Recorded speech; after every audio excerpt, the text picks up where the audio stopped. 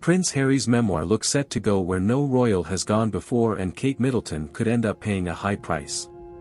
If there are 3 words that should strike fear into the very heart of the royal family, not including gluten-free shortbread, alcohol-free gin, and interpretative dance engagement, then it would have to be raw, unflinching honesty. This is what Penguin Random House has promised that readers will get from Prince Harry, Duke of Sussex, with the former army captain turned semi-professional malcontent and irony-free purveyor of truth, having penned a memoir. Or at least was occasionally allowed to hold the pen while ghostwriter J.R. Moringer went to make a cuppa. We got our first tiny taste of that honesty on Tuesday when 2 trailers for 2 confusingly similar interviews, with the UK's ITV and the US 60 Minutes, to promote the book were released. Bottom line, King Charles, Prince William, the firm and the British look set to get another splenetic serve for the cameras. However, what has largely gone unnoticed in the scant details we have about the book, the pointedly titled Spare, is something much more controversial, much more shocking and potentially much more painful for the Prince of Wales, the events surrounding the death of their mother Diana, Princess of Wales. In the last 24 hours, clues have emerged that point to Spare might not just offer up Harry's honesty about the dramatic rupturing of relations in the royal family in recent years or the drama that lead up the Sussexes' historic departure for greener pastures, and all those greenbacks, in early 2020, but it might also explore the circumstances about Diana's death. First, ITV put out a statement ballyhooing the channel's sit down with Harry, and their tucked away was that, amongst other things, the TV chat would include never-before-heard details surrounding the death of his mother, Diana. Researchers for Harry's book would seem to be looking into the crash in Paris that claimed Diana's life.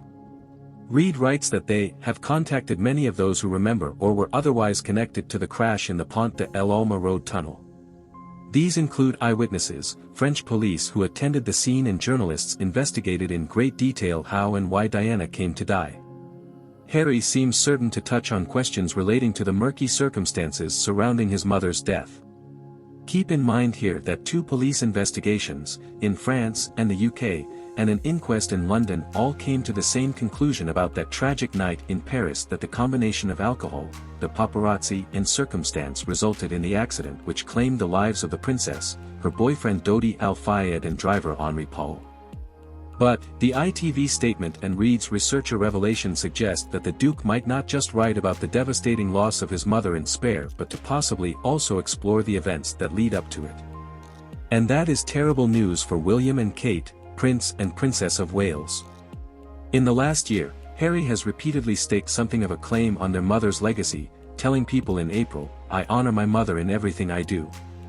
I am my mother's son," and then last month in the Sussexes' Netflix series saying, "My mom made most of her decisions, if not all of them, from her heart. And I am my mother's son." If William has been lumped into the Charles role in the current reboot of the 1990s War of the Wales, a dutiful regal foot soldier who has wholly thrown his lot in with the crown, then Harry would seem to have cast himself as the Diana of today, a man driven by passion and willing to speak up about Buckingham Palace's perceived sins. That has extended to Harry's willingness to repeatedly lay bare his pain at the loss of their mother at such a young age, such as saying, "There's a lot of grief that still needs to be let out," in 2017, in contrast to the fact that we have only ever really gotten the briefest of glimpses at William's suffering. More recently, in the wake of the passing of Queen Elizabeth, the 40-year-old told a member of the public during a walkabout to greet mourners outside Windsor Castle that it was a difficult time and reminded him of his mother's funeral. The Times reported that when one well-wisher told the emotional prince she was close to tears, he replied, "Don't cry now, you'll start me."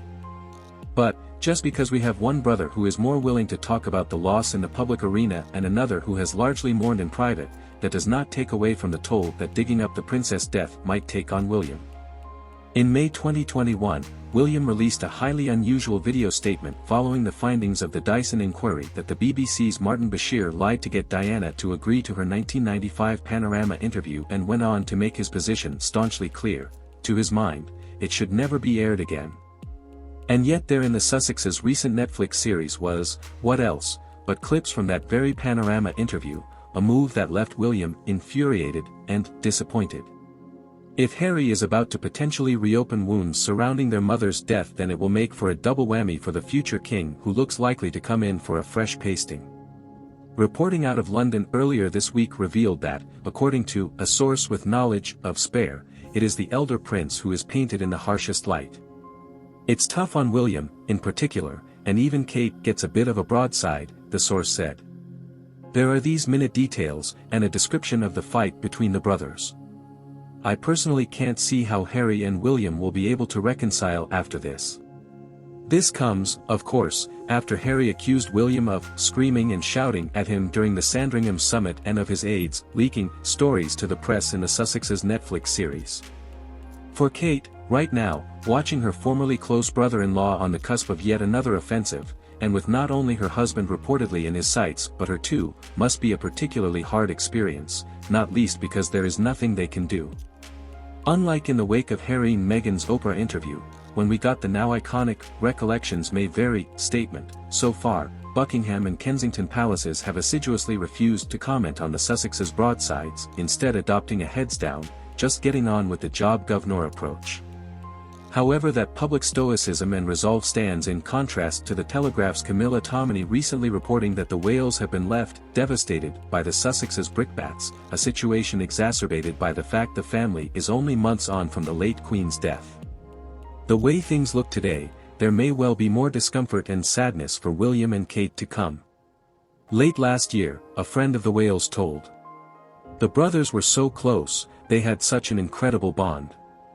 It's impossible really to express what a massive, terrible, ongoing headache this has been for William in the past few years.